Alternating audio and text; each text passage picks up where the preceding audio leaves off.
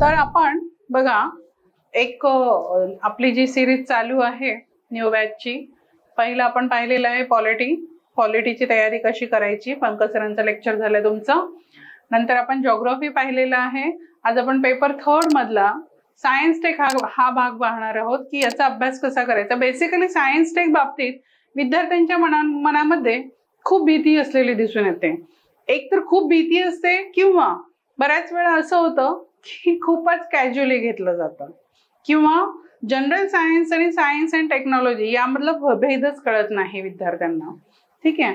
तर त्यामुळे या भागाकडे एकतर अति लक्ष दिलं जातं किंवा अगदीच दुर्लक्ष केलं जातं.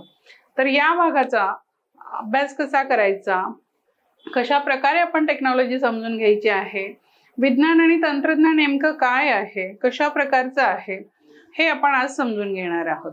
ठीक आहे. आता बघा, सुरुवात करूया आपण विज्ञान आणि तंत्रज्ञान विषयाची तयारी कशी करायची. बघा, तत्पूर्वी मला हे सांगा की विज्ञान म्हणजे काय आणि तंत्रज्ञान म्हणजे काय, नेमका काय फरक आहे दोन्हीमध्ये. आपण सामान्य विज्ञानाचा अभ्यास करतो पूर्व परीक्षेसाठी, बरोबर. आजकाल जर बघितलं तर पूर्व परीक्षेमध्ये सुद्धा बघा थोडासा ट्रेंड बदललेला दिसतो आणि टेक्नॉलॉजीचे क्वेश्चन पण त्यामध्ये 50% आलेले दिसतात.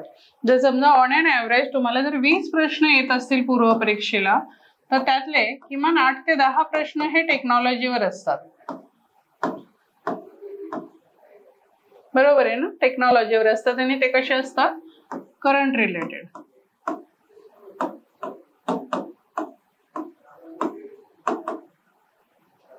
Current related. ठीक आहे. म्हणजे टेक्नॉलॉजीचा पार्ट हा पूर्व परीक्षेलाही आहेच, तितकाच महत्वाचा आहे. फक्त तिथे तुम्हाला काय करायचं आहे, टेक्नॉलॉजी समजून थोडंसं फॅक्च्युअल डेटा लक्षात ठेवायचा आहे. आणि आज आपण जे बघणार आहोत विज्ञान तंत्रज्ञान विषयाची तयारी, हा पार्ट आहे आपल्याला मुख्य परीक्षेला बेसिकली, आणि तो कशा प्रकारे प्रिपेअर करायचा याच्यावर आज आपण चर्चा करणार आहोत. ठीक आहे. आता बघा, विज्ञान म्हणजे काय. विश्वातील अनेक घडामोडी संदर्भात मानवाने संपादन केलेले सूत्रबद्ध ज्ञान म्हणजे विज्ञान होय. आता ही काय झाली, व्याख्या. बरोबर. काय समजलं यामधून तुम्हाला, या व्याख्येमधून नेमकं कशाला विज्ञान म्हणतो आपण. आपण फिजिक्स, केमिस्ट्री, बायोलॉजी अभ्यासतो, म्हणजे काय आहे ते.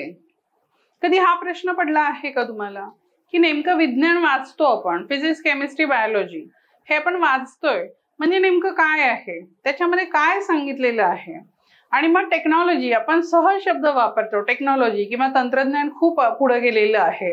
ठीक आहे. तंत्रज्ञानाचा वापर आजकाल खूप वाढलेला आहे. म्हणजे काय, म्हणजे काय तंत्रज्ञान म्हणजे काय. तर बघा, विज्ञान म्हणजे काय आहे, याच्यामध्ये काय करतो आपण, जसे आहे नैसर्गिक,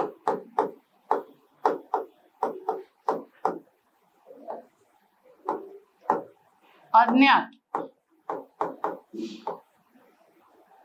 अशा ज्या बाबी आहेत, अशा ज्या गोष्टी आहेत, अशा ज्या घटना आहेत, त्या समजून घेणं सूत्रबद्ध पद्धतीने, त्याला काय म्हणतात, विज्ञान. म्हणजे ज्या ऑलरेडी एक्झिस्टिंग आहेत नैसर्गिकपणे, त्या प्रोसेसेस समजून घेतोय आपण नॅचरली. बरोबर. यातली कुठलीही गोष्ट हार्मफुल असते का, नाही. आणि हार्मफुल असेल तरीही ती आपण समजून घेण्याचा प्रयत्न करतोय, कारण ती नॅचरली घडतीये. बरोबर आहे ना. आणि ते म्हणजे विज्ञान आहे. बघा, आपलं फिजिक्स असू दे, केमिस्ट्री असू दे, बायोलॉजी असू दे, आपण नॅचरली नैसर्गिक पद्धतीने, किंवा आता समजा तुम्ही म्हणाल केमिस्ट्रीमध्ये मॅडम अहो परत अभिक्रिया असतात, आम्ही बरंच हे ह्याच्यामधून ह्याच्यात हे घालतो, केमिकल्स ऍड करतो आणि मग एक नवीन समीकरण तयार होतं. ठीक आहे. आणि त्याच्यामधून मग नवीन प्रोडक्ट्स वगैरे तयार होतात. पण ते जे केमिकल वापरतो तेही आपल्याला नैसर्गिकपणे आढळलेले आहेत ना, त्याच्यातून एक नवीन प्रोडक्ट तयार करतो आपण. बरोबर आहे ना. म्हणजे केमिस्ट्रीचा अभ्यास सुद्धा आपण बघितला तर तो नॅचरली आणि अज्ञात असलेल्या गोष्टींविषयी आपण क्युरियस, म्हणजे माणूस हा कसा आहे, क्युरिओसिटी ठेवून राहतो ना आपण प्रत्येक गोष्ट. माणसाने जेव्हा स्वतःला प्रश्न विचारले की हे का घडतंय, हे का घडलं. ठीक आहे. इंद्रधनुष्य आकाशात का येतो, हा प्रश्न पडल्यानंतरच इंद्रधनुष्याचा शोध लागला ना. का येतो, काय आहे, फिजिक्स काय आहे तिथे. ठीक आहे. तर हे म्हणजे विज्ञान आहे, लक्षात घ्या. मग आपण जाऊ तंत्रज्ञानाकडे. तंत्रज्ञान हे काय आहे? वैज्ञानिक ज्ञानाचा मनुष्याने स्वतःच्या जीवनात प्रत्यक्ष केलेला वापर. वैज्ञानिक ज्ञानाचा म्हणजे कोणतं? आपल्याला बेसिक सायन्स माहिती पाहिजे आणि त्या बेसिक सायन्सचा आपण तंत्रज्ञान म्हणजे काय आहे तर आपल्या वापरासाठी त्याच्यापासून एखादं नवीन प्रोडक्ट बनवणं. माहिती असलेल्या विज्ञानाच्या आधारावर आपण आपल्या वापरासाठी एक नवीन प्रोडक्ट बनवणं, नवीन आविष्कार निर्माण करणं. ठीक आहे, हे म्हणजे काय आहे? तंत्रज्ञान. आता याची बरीच उदाहरणं आपल्याला देता येतील. ठीक आहे, सांगते मी तुम्हाला. विज्ञानाच्या सहाय्याने बघा निरनिराळी उपकरणं बनवलेली आहेत, आपण यंत्रे बनवलेली आहेत. तयार करण्यासंबंधीचे जे काही तंत्र आहे त्याला काय म्हणतात? तंत्रज्ञान. साधं उदाहरण घ्या. मी आज तुमच्या समोर ऑनलाईन उभी आहे. ठीक आहे, मी एका बोर्डवर पीपीटी टाकलेली आहे. हा बोर्ड म्हणजे काय आहे? लक्षात घ्या, हा बोर्ड म्हणजे तंत्रज्ञान आहे. मी तुमच्या समोर लाईव्ह दिसतीये म्हणजे काय आहे? टेक्नॉलॉजी आहे. ठीक आहे, एक प्रोडक्ट बनवलं की नाही आपण माहीत असणाऱ्या विज्ञानाच्या आधारावर. फॉर एक्झाम्पल बघा, साधी जर डेली लाईफ मधली उदाहरणं घ्यायची म्हटली तर आपण कार वापरतो, आपण गाडी वापरतो, आपण मोबाईल वापरतो. ठीक आहे, आपण घरामध्ये इस्त्री वापरतो.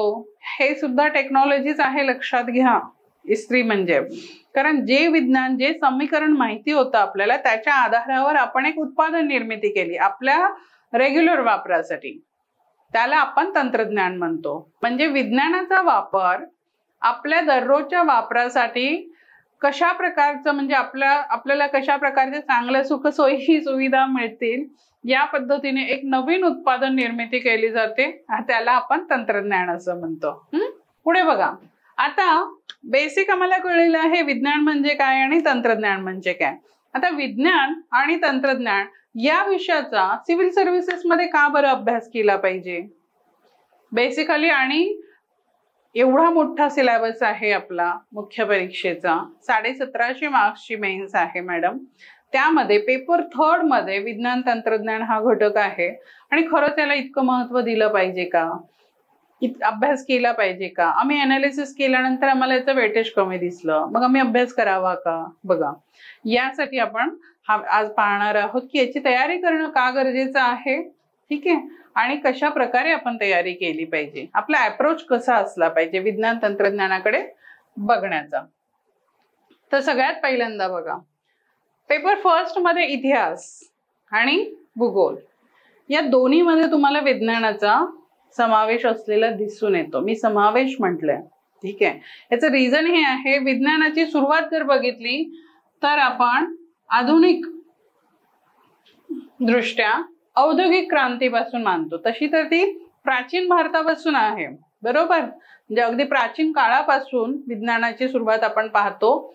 पण आधुनिक भारतामध्ये जी ऍडव्हान्स टेक्नॉलॉजी यायला लागली, तंत्रज्ञान बेसिकली, तर हे जे तंत्रज्ञान आहे त्याचं आपण सुरुवात मानतो औद्योगिक क्रांती.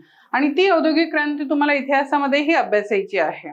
एकदा तुम्हाला पिक्चर क्लिअर झालं औद्योगिक क्रांती संदर्भात तर मग तुम्हाला ते क्लिअर होणार आहे. आर्थिक राष्ट्रवाद कसा आला, भांडवलशाही कशी आली, वसाहतवाद कसा आला. बरोबर आहे ना, म्हणजे इकॉनॉमिक सगळ्या गोष्टी कशा आल्या आणि मग ब्रिटिश का आले भारतामध्ये, हे केव्हा तुम्हाला क्लिअर होणार आहे? जेव्हा तुम्हाला औद्योगिक क्रांती क्लिअर होणार आहे. ठीक आहे, शेवटी ते विज्ञानच आहे. बघा, भूगोलामध्ये बघा हवामान अंदाज असेल, रिमोट सेन्सिंग असेल, अशा प्रकारच्या बऱ्याच गोष्टी आहेत की जिथे टेक्नॉलॉजीचा वापर केला जातो. ठीक आहे, आणि त्या टेक्नॉलॉजीच्या वापरानुसार आज आपण बघतो GIS असेल, GPS असेल, हे सगळं आहे ना ज्योग्राफीमध्ये. तुम्हाला काय आहे हे विज्ञान तंत्रज्ञानच आहे, सायन्स अँड टेक्नॉलॉजीच आहे. आणि ह्या टेक्नॉलॉजी आहेत एका बेसिक सायन्सवर आधारलेल्या टेक्नॉलॉजीज आहेत ज्याचा वापर आपण केलेला आहे. राज्यशास्त्रामध्ये बघा ई प्रशासन म्हणतो ना, सहज म्हणतो की नाही आपण ई गव्हर्नन्स. आता ई गव्हर्नन्सचा जमाना आहे, पेपरलेसचा जमाना आहे. काय आहे हे पेपरलेस? ई गव्हर्नन्स म्हणजे काय? ई म्हणजे काय? इलेक्ट्रॉनिक म्हणजे काय? टेक्नॉलॉजीच आहे ना, बरोबर आहे. त्यामुळे इथेही तुमचा सरळ संबंध आहे बघा टेक्नॉलॉजीशी. अर्थशास्त्र, अर्थशास्त्रामध्ये आत्ताच आता आधी आपण पाहिलेलं आहे औद्योगिक क्रांती, इथेही रिलेट करते.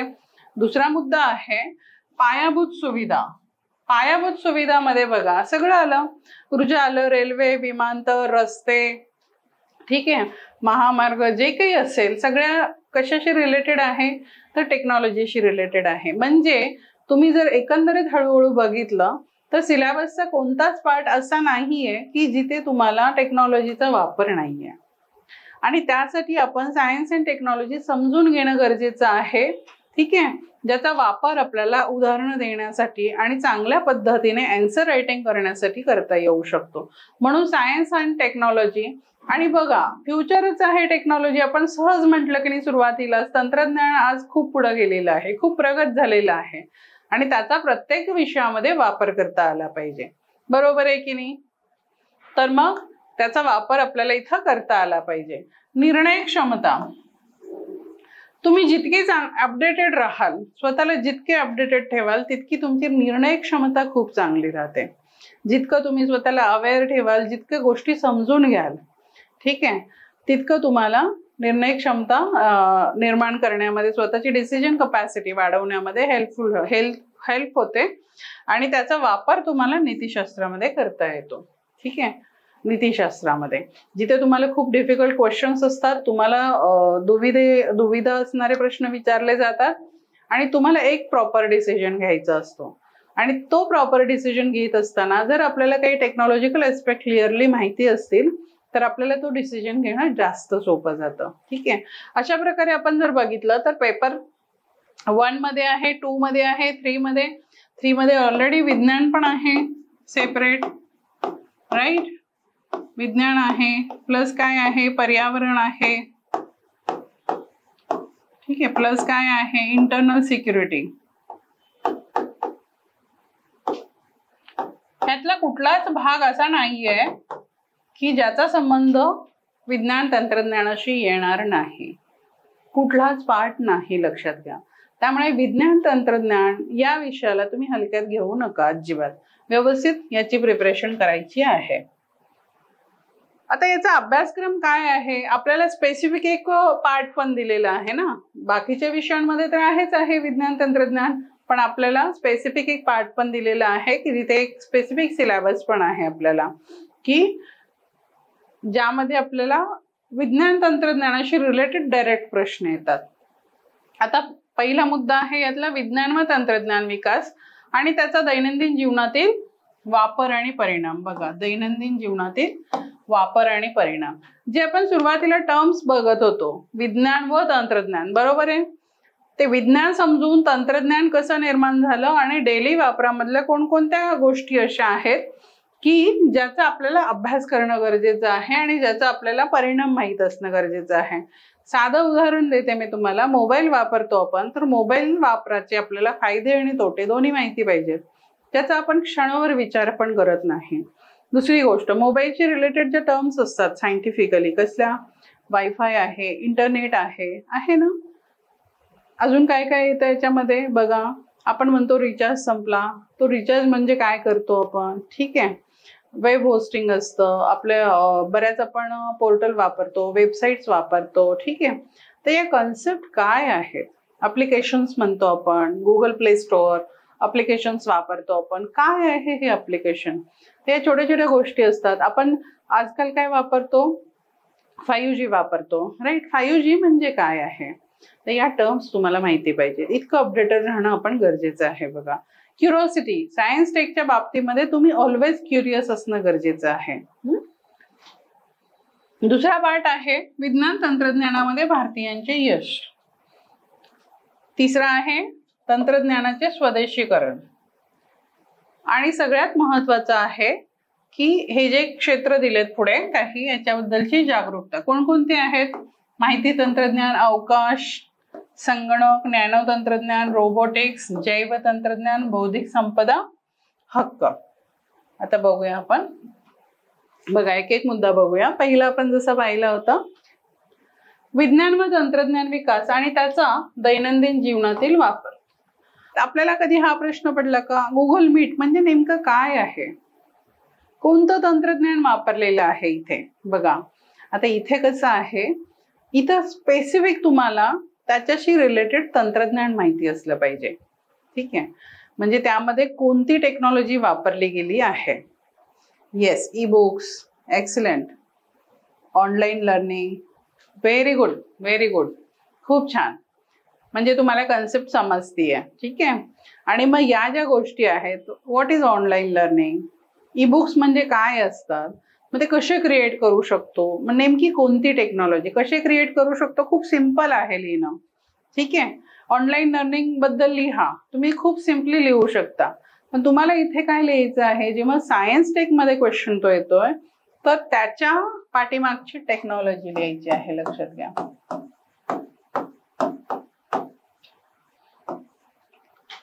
टेक्नॉलॉजी लिहायची आहे. सायन्सचं उत्तर लिहिताना तुमचा जो अप्रोच आहे तो टेक्नॉलॉजिकल असला पाहिजे. आणि त्या टेक्नॉलॉजीचे मग तुम्हाला दोन्ही गोष्टी आल्या पाहिजेत, सकारात्मक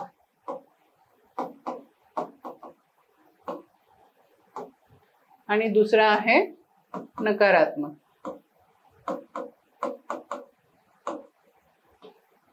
प्रत्येक गोष्टीला बघा प्रोज अँड कॉन्स असतातच, राईट. आणि आपल्याला ते समजणं जास्त गरजेचं आहे. Artificial intelligence, excellent.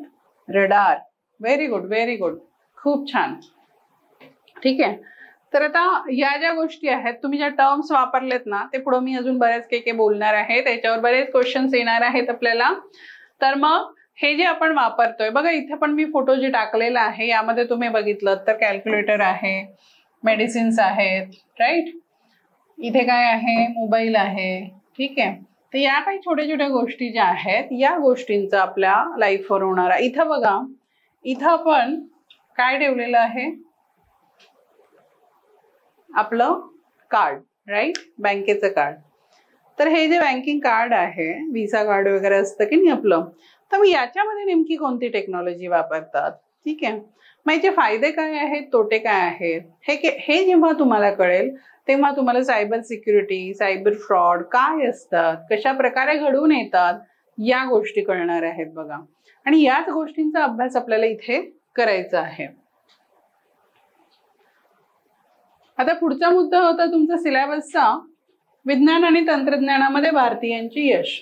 आता हे 3 लोकांचा फोटो आहे इथे. मला सांगा बरं, हे 3 जण कोण आहेत? कमॉन, सांगा पटापट.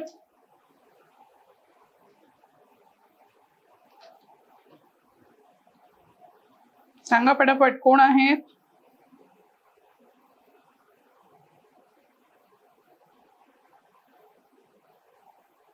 कल्पना चावला, राईट. सुनीता विल्यम नाही, या कल्पना चावला आहेत. Very good.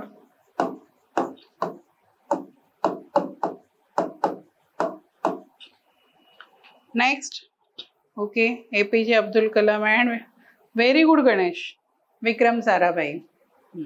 आता ह्यांचं योगदान सांगा मला, एक एक योगदान सांगितलं तरी बेस्ट आहे.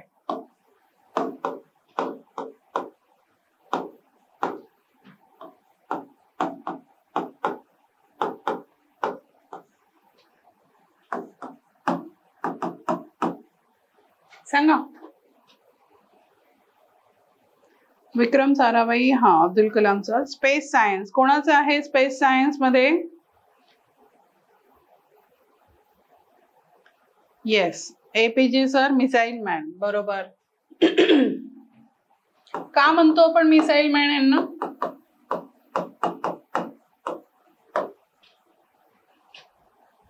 Nuclear power. कोणाचं आहे न्यूक्लिअर पॉवरचं?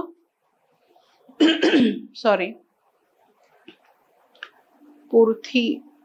नाही, कळलं नाही मला हे पूर्थी म्हणजे.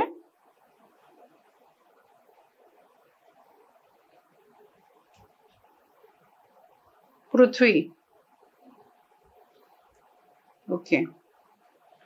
बरं चला, कल्पना चावला यांच्याबद्दल सांगा, कोणाला माहिती आहे का? Columbia, space shuttle, space travel, very good, excellent. ठीक आहे. त्या कोण होत्या? ॲस्ट्रॉनॉट. 2003 मध्ये कोलंबिया स्पेस शटल डिझास्टर जे घडलं त्यामध्ये या होत्या, बरोबर.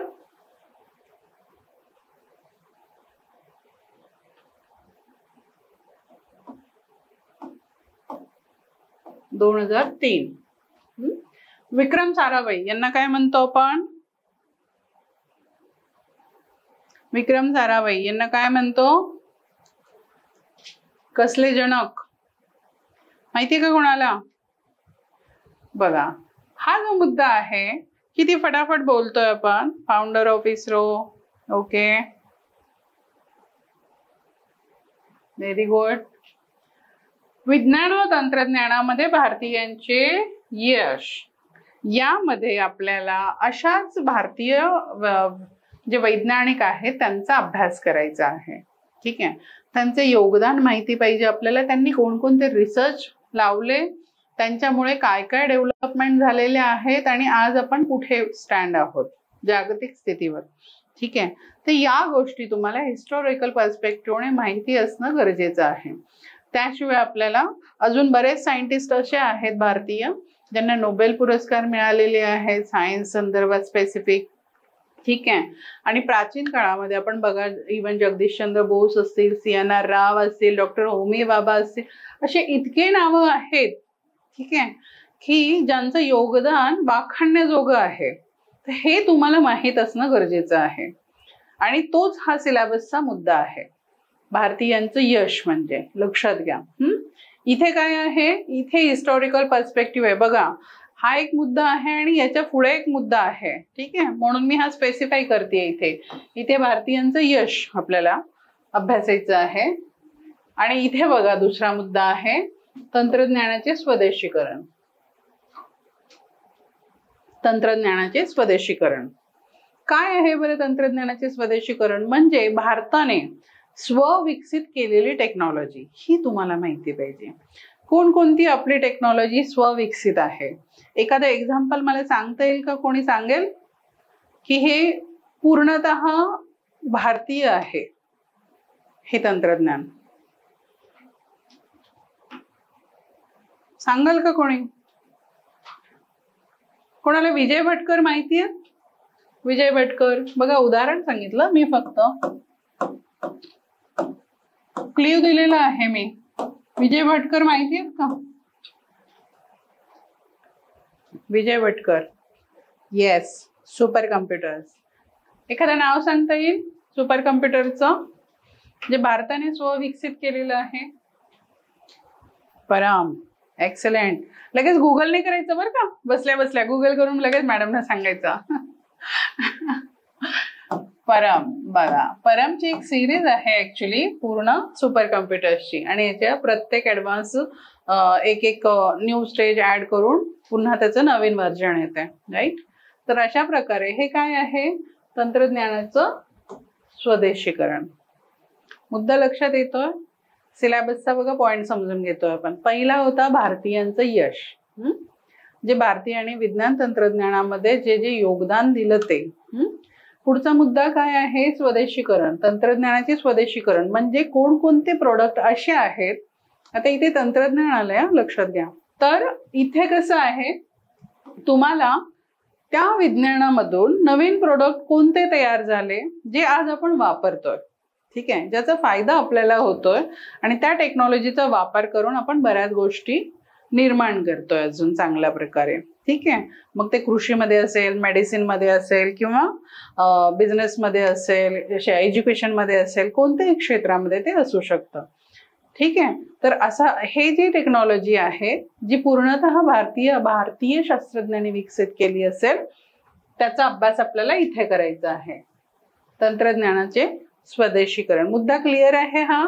आता त्याच्या पुढचा मुद्दा आहे सिलेबसचा तुमचा. बघा, पुढील क्षेत्राबद्दलची जागरूकता. आता काय टाकलेलं आहे यांनी? जागरूकता म्हणजे तुम्ही अपडेट राहणंच गरजेचं आहे या विषयांसंदर्भात. बेसिक तुम्हाला माहिती असलीच पाहिजे, पण याचं अप्लाइड आणि लेटेस्ट टेक्नॉलॉजी तुम्हाला माहिती असणं गरजेचं आहे या ज्या काही क्षेत्र दिलेले आहेत त्यांनी त्या क्षेत्रांसंदर्भात.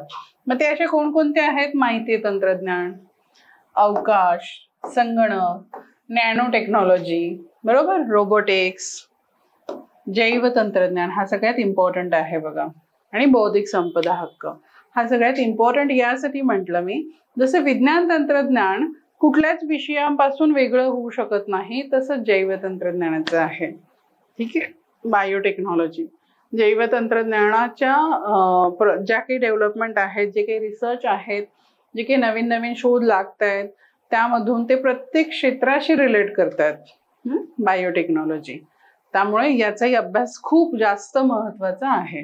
हे आपल्याला बौद्धिक संपदा हक्क माहिती असले पाहिजेत, कोणकोणते आहेत, कशा प्रकारचे आहेत, म्हणजे ट्रेडमार्क काय आहे, कॉपीराइट काय आहे, ठीक आहे, या कन्सेप्ट माहिती पाहिजेत.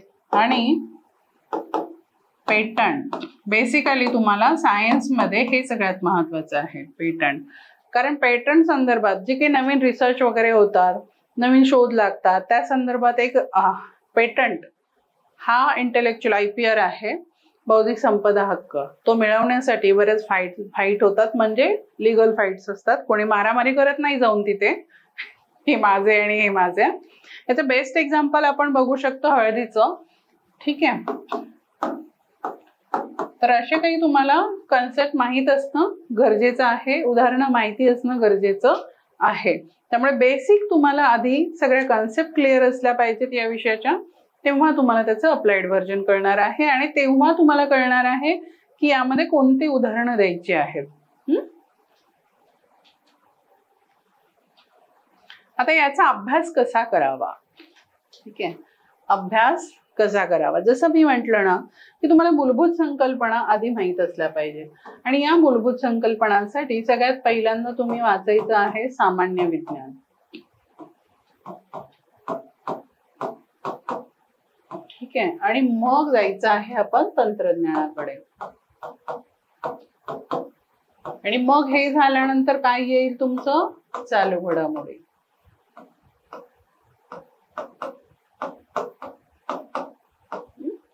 तीन टप्पे झाले, बरोबर. पहिला काय वाचणार आम्ही? सामान्य विज्ञान. मग ते भले 9वी 10वी 8वी 9वी 10वीच असेल तरी चालेल, की विज्ञान काय आहे हे समजून घ्यायचं आहे. त्याच्यानंतर पुढचा टप्पा येईल तंत्रज्ञान.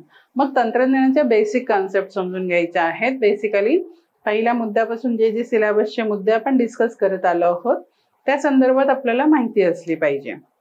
जर आपल्याला तो विषय, समजा फॉर एक्झाम्पल संगणक असेल, संगणकाबद्दल बेसिक तुम्हाला इन्फॉर्मेशन नसेल तर तुम्हाला त्याचं अप्लाइड क्वेश्चन येणार नाही. त्यामुळे आधी बेसिक सगळी माहिती वाचून घ्या. विज्ञानाच्या बाबतीत, विज्ञान तंत्रज्ञानाच्या बाबतीत विद्यार्थी सगळ्यात मोठी एक चूक करतात.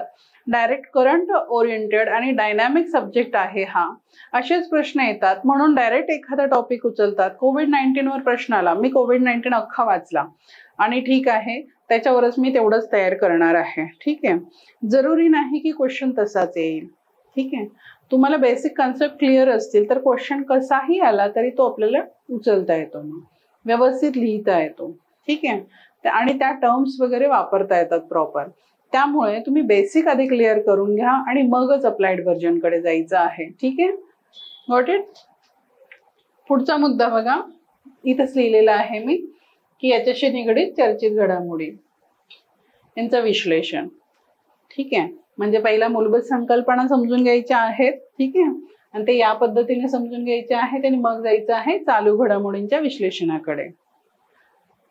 आता यामध्येही एक मी मुद्दा स्पेसिफिक ऍड केलेला आहे, नोबेल पारितोषिक विजेते संशोधन. आता कसं आहे, जर दरवर्षी नोबेल पारितोषिक दिलं जातं आणि बघा जे फिजिक्स, केमिस्ट्री, बायोलॉजी किंवा वैद्यकीय क्षेत्रामध्ये जे नोबेल प्राप्त होतात लोकांना, ते काही स्पेसिफिक रिसर्चसाठी होतात, बरोबर. तर ते रिसर्च किमान आपल्याला माहिती पाहिजेत आणि त्यांना त्या रिसर्चसाठी का दिलं गेलं, काय महत्व आहे त्या रिसर्चचं, एवढं त्याचा फायदा जगाला कशा प्रकारे होऊ शकणार आहे, त्याचा इम्पॅक्ट काय असू शकतात, हे तुम्हाला माहिती असणं गरजेचं आहे. जर आपण अलीकडचा ट्रेंड बघितला UPSCचा तर याच्याशी डायरेक्टली इनडायरेक्टली रिलेटेड क्वेश्चन येतात. ठीक आहे, त्यामुळे स्पेसिफिक तुम्ही हे रीड केलं पाहिजे. त्याच्यानंतर मग पुढे आहे नवीन शासकीय योजना असतील, धोरणे, घोषणा काही असतील तर ते तुम्हाला माहिती पाहिजेत विज्ञान तंत्रज्ञानाशी रिलेटेड. आणि सगळ्यात मेन आहे अप्लिकेशन्स, विज्ञान व तंत्रज्ञानाचे उपयोजन. म्हणजे समजा आता ई गव्हर्नन्स प्रोजेक्ट आहेत तर ई गव्हर्नन्स प्रोजेक्ट महाराष्ट्रातील महाबुलेक काय आहे, सारथी काय आहे, ठीक आहे, हे तुम्हाला माहिती पाहिजे. ई सेवा म्हणजे काय आहे, महा ई सेवा म्हणजे काय आहे, तर या कन्सेप्ट तुम्हाला क्लिअर पाहिजेत. ठीक आहे, हे गव्हर्नमेंटचे आहेत की नाही योजना, हे अप्लिकेशन्स आहेत गव्हर्नमेंटचे, हे तुम्हाला माहिती पाहिजेत. ठीक आहे. आता याच्यासाठी सोर्सेस कुठले वापरायचे बघा. बेसिक साठी तर क्लिअर आहे, तुम्हाला शालेय पुस्तकं आहेत 9वी आणि 10वीचं सामान्य विज्ञान. बेसिकली हे सुरुवातीला तुम्ही वाचणं गरजेचं आहे. जर तुम्ही नॉन सायन्स बॅकग्राऊंडचे असाल तर हे कंपल्सरी वाचा. सायन्स बॅकग्राऊंडचे असाल तरीही 11वी 12वी नंतर आपण वेगळ्या पद्धतीने सायन्स रीड करतो, त्यामुळे बेसिक सायन्स तुम्ही 8वी 9वी 10वीचं वाचावंच. तुम्ही ज्या भाषेतून 10वी पर्यंत प्रिपरेशन केलेली आहे त्याच भाषेमधून ती पुस्तकं रीड केलेली कधीही बेटर असतात आणि ती चांगली अंडरस्टँड होतात आपल्याला. त्याच्यानंतर आहे मग NCERT 11वी आणि 12वी, विशेषतः बायोलॉजी. बायोलॉजी का? कारण अलीकडे जर आपण प्रश्न बघितला, प्रश्नांचा ट्रेंड बघितला, मग तो प्रीमध्ये असेल किंवा मेन्समध्ये असेल तर तो बेसिकली बायोलॉजीशी रिलेटेड असतो. म्हणजे कसा बघा, बायोटेक असेल, हेल्थ असेल, मेडिसिन असेल, ठीक आहे, ॲग्री असेल, अजून कुठलं फील्ड येऊ शकतं याच्याशी रिलेटेड? बायोलॉजीशी सांगता येईल. इव्हन बघा काही डिसीजेस वगैरे आलं, पॅन्डेमिक असेल किंवा वॅक्सिन्स क्रिएशन वगैरे असेल, ठीक आहे, हे सगळे जे मुद्दे आहेत हे सगळे मुद्दे बायोलॉजीशी रिलेटेड आहेत. आणि जर तुम्ही अलीकडचं जर प्रश्नांचा ट्रेंड पाहिला असेल तर तुम्ही बघितलं असेल की याच्याशी रिलेटेड क्वेश्चन जास्त येतात. ठीक आहे, त्यामुळे अगदीच तुम्हाला बाकीचे पुस्तकं वाचणं नाही जमलं तरी स्पेसिफिक बायोलॉजी रीड करा. आणि त्यातही कुठले? झुऑलॉजी. ठीक आहे, बॉटनी नाही सांगते मी, झुऑलॉजी सांगतेय. तर किमान एवढं पुस्तक तरी तुम्ही NCERTचे रीड करा 11वी 12वीचे, ज्यामुळे तुमचा बेस तयार होईल सायन्सचा. ठीक आहे, आणि मग तुम्हाला टेक्नॉलॉजी समजायला सोपी जाईल. ठीक आहे. त्याच्यानंतर माझंच पुस्तक आहे विज्ञान व तंत्रज्ञान विकास. आता यातलं सुद्धा सिलेबस घेऊन चॅप्टर रीड करायचे आहेत, कारण MPSCचा ऑब्जेक्टिव्ह सिलेबस आणि UPSCचा डिस्क्रिप्टिव्ह सिलेबस दोन्हीला मर्ज करून ते पुस्तक बनवण्यात आलेलं आहे. याचा नक्कीच आपण प्रयत्न करतोय की लवकरात लवकर तुम्हाला सेपरेट डिस्क्रिप्टिव्ह पॅटर्नने मला ते काढता येईल. ठीक आहे, पण थोडा वेळ लागेल या गोष्टीसाठी. आत्ता तुम्ही रीड करत असाल तर तुम्ही ते पुस्तक सिलेबस घेऊन रीड करा. ठीक आहे, म्हणजे तुमचा वेळ वाचेल. ठीक आहे. याच्यानंतर आहे सायन्स रिपोर्टर मॅगझिन, शक्य असेल तर हे पण वाचा. ठीक आहे. सगळ्यात मेन आहे हे अजिबात चुकवायचं नाही. द हिंदू न्यूजपेपरचा फक्त रविवारचं सायन्स टेक पेज हे कंपल्सरी रीड करायचं. जर आपण UPSCचा ट्रेंड बघितला तर UPSCचे डायरेक्टली क्वेश्चन इथून आहेत, डायरेक्टली, आणि डायरेक्टली आपण ते क्वेश्चन तिथूनच फक्त लिहू शकतो. ठीक आहे, एवढा कंटेंट देतात ते, लक्षात घ्या. त्यामुळे आपण ते कंपल्सरी रीड करायचं आहे. इंग्लिशला घाबरायचं नाही. तुम्हाला जर कसं असतं बघा, आपण एखादा इंग्लिश मूवी बघत असेल ना, तर मूवी बघताना जर त्याची सारांश मध्ये आपल्याला स्टोरी माहित असेल तर नक्कीच आपल्याला तो मूवी समजतो की नाही. मग आता आपण एवढा अभ्यास केल्यानंतर आपल्याला का नाही समजणार बरं हिंदूचं ते पेज? समजणार आहे की नाही. त्यामुळे घाबरायचं नाही अजिबात. ठीक आहे. आणि व्हिजन IASचं मेन्स 365 असे एक सिरीज आहे. त्यामध्ये सायन्स अँड टेक्नॉलॉजीचा जो पार्ट येतो, जी PDF येते ती नक्की वाचा, पण ती लेटेस्ट आत्ता करायची नाहीये. ती हे तुम्हाला शेवटी करायचं आहे, कारण जेव्हा तुम्ही परीक्षा द्याल त्यावेळेला तुम्हाला जे प्रश्न येणार आहेत त्यावेळेच्या लेटेस्ट टेक्नॉलॉजीवर असणार आहेत. त्यामुळे तुम्ही आज हे वाचून तुम्हाला त्या वेळचे प्रश्न नाही टॅकल करता येणार. बेटर वे तुम्ही आधी बेसिक तुमची प्रिपरेशन करून घ्या आणि मग विजन 365 कडे कधी जायचं ते मी तुम्हाला सांगेन. ठीक आहे. आता बघा आपण सोर्सेस पाहिले, सिलेबस पाहिलं, अनालिसिस पाहिलं. ठीक आहे. आता PYQ अनालिसिस बेसिकली त्याचं वेटेज कसं आहे, किती आहे, किती मार्क्सला हा विषय येतो. जसं आपण प्रिलिमला पाहिलं होतं की 10 प्रश्न टेक्नॉलॉजीवर येतात आणि 10 प्रश्न जनरल सायन्सवर येतात. ऑन एन ॲव्हरेज 20 क्वेश्चन येत असतील तर. तसंच आपण मेन्सला जर बघितलं तर याच्यामध्ये आपण काय केलेलं आहे, सायन्स, टेक्नॉलॉजी, एन्व्हायरमेंट आणि डिझास्टर हे 3 टॉपिक इन केलेले आहेत, कारण ते एकमेकांशी निगडीतच आहेत. ठीक आहे. या 3 टॉपिकना सेपरेट करणं थोडंसं डिफिकल्ट आहे तसं. तर या 3 टॉपिकचं ऑन एन ॲव्हरेज जर आपण वेटेज बघितलं तर 60 ते 90 या रेंजमध्ये आहे.